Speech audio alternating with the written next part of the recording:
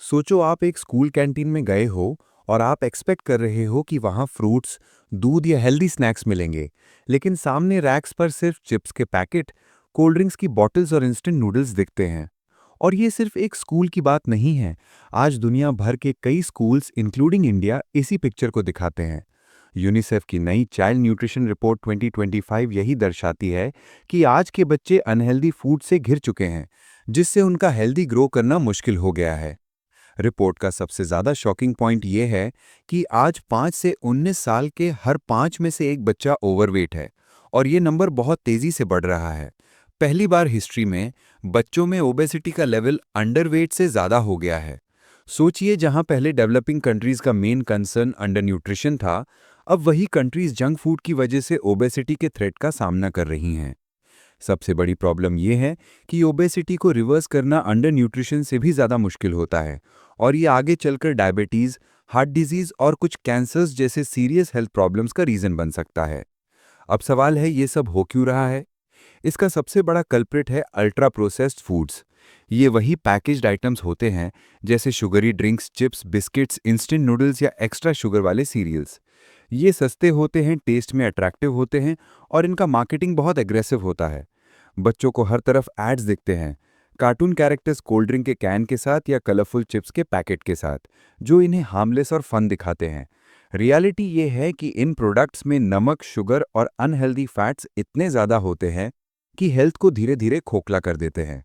UNICEF के सर्वे में यह भी पता चला कि साउथ एशिया के स्कूल्स इंक्लूडिंग इंडिया में कोलाज और फ्राइड स्नैक्स फ्रूट्स और वेजिटेबल्स से ज़्यादा इजीली अवेलेबल होते हैं।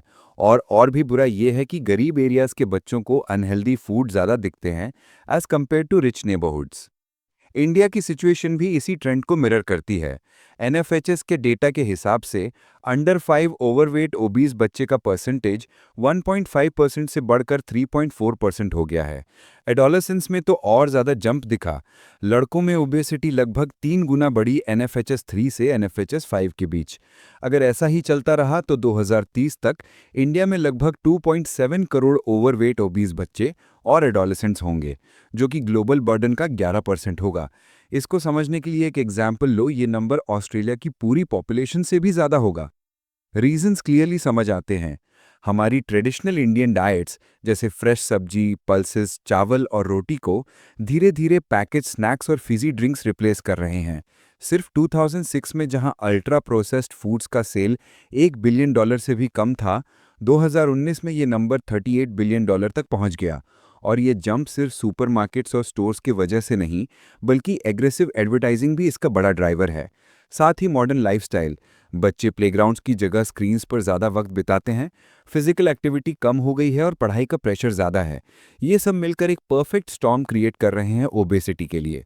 और ओबेसिटी सिर्फ हेल्थ इशू नहीं है, ये इकोनॉमिक बर्डन भी है। 2019 में ओबेसिटी ने इंडिया को लगभग $29 बिलियन का नुकसान दिया, जो कि जीडीपी का 1% है। अगर अभी एक्शन नहीं लिया गया तो 2060 तक ये बर्डन जीडीपी के 2.5% तक पहुंच सकता है। ये वही पैसा है जो स्कूल्स, हॉस्पिटल्स या इंफ्रास्ट्रक्चर में इन्वेस्ट हो सकता था।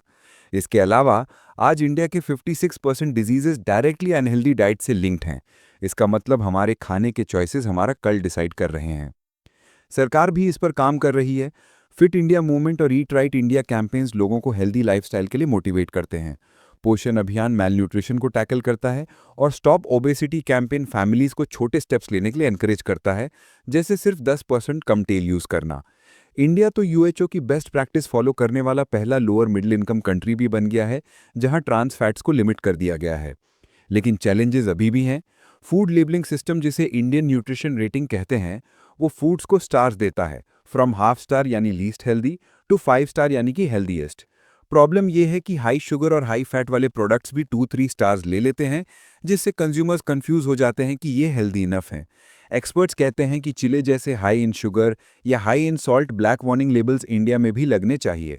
चिले में ऐसे लेबल से जंक फूड कंजम्पशन 24% तक गिर गया था। लेकिन इंडिया में फूड इंडस्ट्री का लॉबिंग रिफॉर्म्स को स्लो कर रहा है, और ज़्यादातर डिसीजंस पब्लिक हेल्थ की जगह बिजनेस इंटरेस्ट को प्रोटेक्ट करते हैं। एडवर्टाइजिंग भी एक बड़ा इशू है। हर दिन बच्चे टीवी, यूट्यूब और सोशल मीडिया पर जंक फूड के एड्स देखते हैं। कंज्यूमर प्रोटेक्शन एक्ट कहता है कि अगर इंपॉर्टेंट इन्फॉर्मेशन छुपाया गया तो ऐड मिसलीडिंग होगा। लेकिन एड्स में कभी भी न्यूट्रिशन डिटेल्स हाईलाइट नहीं होते। बच्चे सिर्फ मस्ती और फ्लेवर देखते हैं, हेल्थ रिस्क्स नहीं। इस वीक रेगुलेशन की वजह से अनहेल्दी फूड स्पॉटलाइट में बने रहते हैं, जबकि न्यूट्रिशियस ऑप्शंस पीछे छुप जाते हैं। यूनिसेफ के रिकमेंडेशन सिंपल और प्रैक्टिकल हैं। सबसे पहले ब्रेस्ट फीडिंग और इन्फेंट फीडिंग को प्रोटेक्ट करना ज़रूरी है, क्योंकि early life nutrition future health decide करता है। दूसरा, स्ट्रॉन्ग लॉज बनाने होंगे। स्कूल्स में food standards, junk food marketing पर रेस्ट्रिक्शंस और शुगरी ड्रिंक्स पर टैक्सेस। एग्जाम्पल के लिए जिन कंट्रीज़ ने शुगरी ड्रिंक्स पर टैक्स लगाया, उनके सेल्स गिर गए और लोग हेल्दियर ऑप्शंस लेने लगे। यूनिसेफ ये भी कहता है कि लोकल फार्मर्स को सपोर्ट करके हेल्दी फूड्स की अवेलेबिलिटी बढ़ाई जाए, स्टेपल्स को वाइटामिन्स के साथ फोर्टिफाई किया जाए और स्कूल्स में सेफ ड्रिंकिंग वाटर इंश्योर किया जाए। सबसे इम्पॉर्टेंट, पॉलिसी मेकिंग में फूड इंडस्ट्री के लॉबिस्ट्स को बाहर रखा जाए ताकि कॉन्फ्लिक्ट ऑफ इंटरेस्ट ना हो, और फैमिलीज और कम्युनिटीज़ को कैंपेन्स के थ्रू एजुकेट करना होगा ताकि वो अल्ट्रा प्रोसेस्ड फूड्स के हार्म समझकर हेल्दी चॉइसेस डिमांड करें। एंड में मैसेज क्लियर है, चाइल्डहुड ओबेसिटी अब कोई वेस्टर्न वर्ल्ड का प्रॉब्लम नहीं रहा, ये इंडिया के दरवाजे पर नॉक कर रहा है और बहुत फास्ट स्प्रेड हो रहा है। दाल रोटी की जगह चिप्स और कोल्ड ड्रिंक्स खाना सिर्फ एक लाइफस्टाइल चेंज नहीं है, ये अगले जनरेशन के हेल्थ के लिए एक टिकिंग टाइम बॉम्ब है। अगर अभी स्टेप्स नहीं लिए गए तो इंडिया अपने बच्चों की हेल्थ जंक फूड के हाथ में खो देगा। गुड न्यूट्रिशन हर बच्चे का राइट है, और इसे बचाने के लिए सरकार, स्कूल्स, पेरेंट्स और खुद बच्चों को मिलकर एफर्ट करना होगा।